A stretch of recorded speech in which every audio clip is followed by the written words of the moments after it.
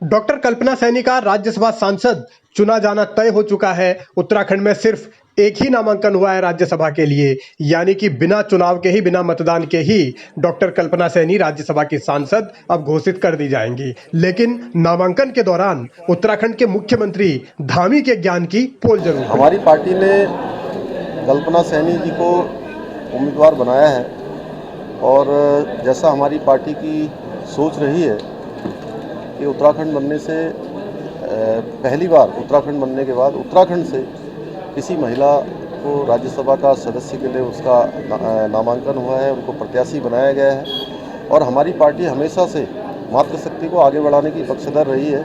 महिलाओं के लिए जो आरक्षण की व्यवस्था हुई थी वो भी हमारी ही सरकार में हुई थी, उस समय खंडूरी जी की। और आज कल्पना सैनी जी, डॉक्टर कल्पना सैनी जी को जो प्रत्याशी बनाया है।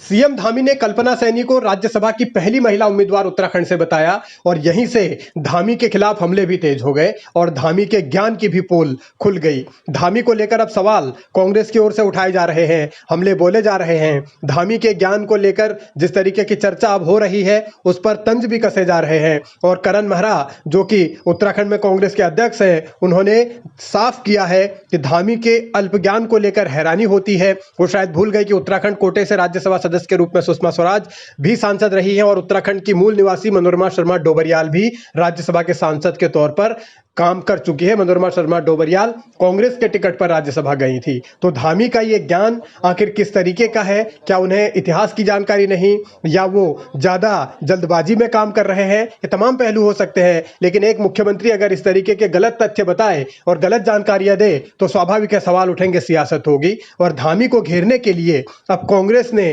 गैरसैंण वाला हथियार भी उठा लिया है। बड़े बहाने बनाए गए गैरसैंण में जाने। दो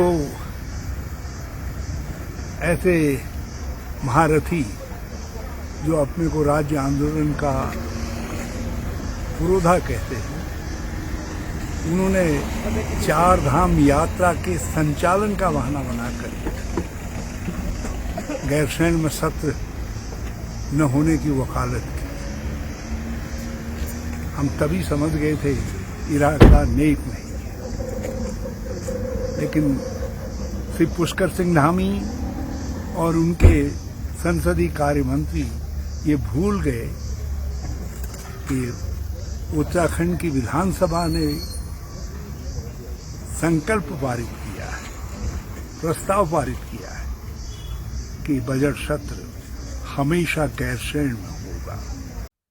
अलग अलग मुद्दों को लेकर मुख्यमंत्री के ज्ञान पर सवाल हैं, तो मुख्यमंत्री की कथनी और करनी को लेकर भी विपक्ष अब सवाल दाग रहा है। और खास तौर पर जिस तरीके से कल्पना सैनी के मुद्दे पर धामी घिरे हैं, जाहिर है आगे भी इस मसले पर तमाम तरीके के सवाल होते रहेंगे। लेकिन एक राज्य के मुख्यमंत्री के लिए ये बड़ा गंभीर मसला है कि वो गलत तथ्य आखिर क्यों दे रहा है।